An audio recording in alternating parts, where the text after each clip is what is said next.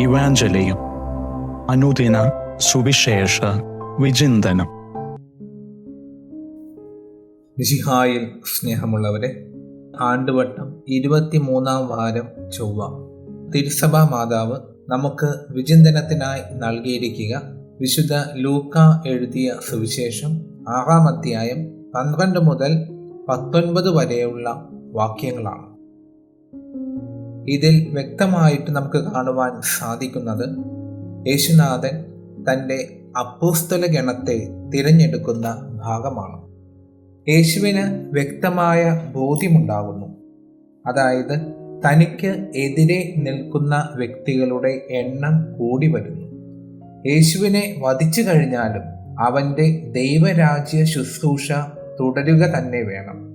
ശിഷ്യസംഘത്തിന് നേതൃത്വം വേണം.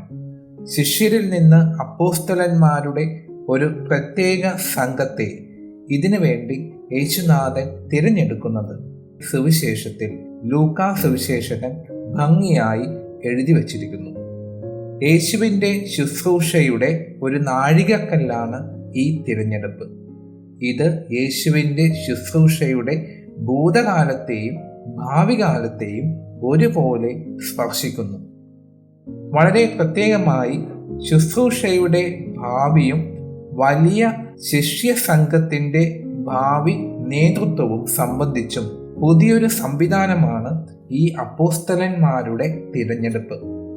ഇവർ സകല ജനത്തിനും ദൈവത്തിൽ നിന്നുള്ള രക്ഷയായ സുവിശേഷം ജെറുസലേം മുതൽ ലോകത്തിൻ്റെ അതിരുകൾ വരെ വിളംബരം ചെയ്യുവാൻ, സാക്ഷ്യം നൽകുവാൻ വിളിക്കപ്പെട്ടവരാണ് എന്ന് യേശുനാഥന് വ്യക്തമായ ബോധ്യമുണ്ട്. അതുകൊണ്ട് തന്നെയാണ് ശിഷ്യന്മാരിൽ നിന്ന് ഈ 12 അപ്പോസ്തലന്മാരെ തിരഞ്ഞെടുക്കുവാനുള്ള കാരണം. ഇവർ യേശുവിൻ്റെ രാജ്യത്തിൽ അവൻ്റെ മേശയിൽ നിന്ന് ഭക്ഷിക്കുകയും പാനം ചെയ്യുകയും സിംഹാസനങ്ങളിൽ ഇരുന്ന് ഇസ്രായേലിൻ്റെ 12 കുലങ്ങളെ വിധിക്കുവാനുമുള്ളവരാണ് എന്ന് ഈ തിരഞ്ഞെടുപ്പ് ബോധ്യപ്പെടുത്തുന്നു. പഴയ നിയമത്തിലെ ഇസ്രായേലിൻ്റെ അടിസ്ഥാനമായ 12 പിതാക്കന്മാരുടെ സ്ഥാനത്ത് പുതിയ ഇസ്രായേൽ രൂപപ്പെടുന്നു.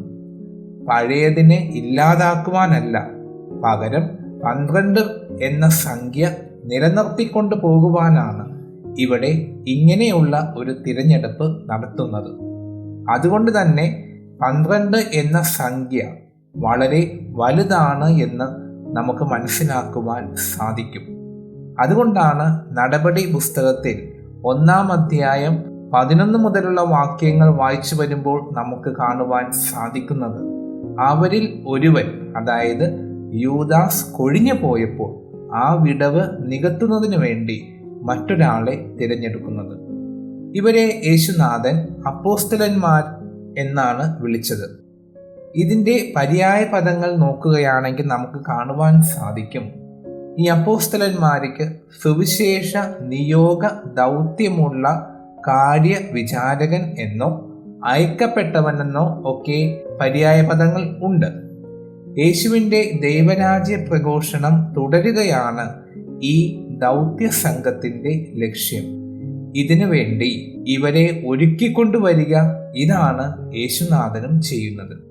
യേശുവിൻ്റെ മരണവും ഉത്ഥാനവും എല്ലാവരിലേക്കും എത്തിക്കുക, ഇതാണ് അപ്പോസ്തല സംഘത്തിൻ്റെ ലക്ഷ്യം.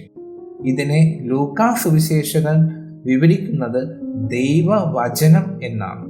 അതായത് യേശു സാക്ഷാത്കരിച്ച രക്ഷാകര സംഭവത്തെയാണ് ലൂക്ക ദൈവവചനം എന്ന് വിളിക്കുന്നത്.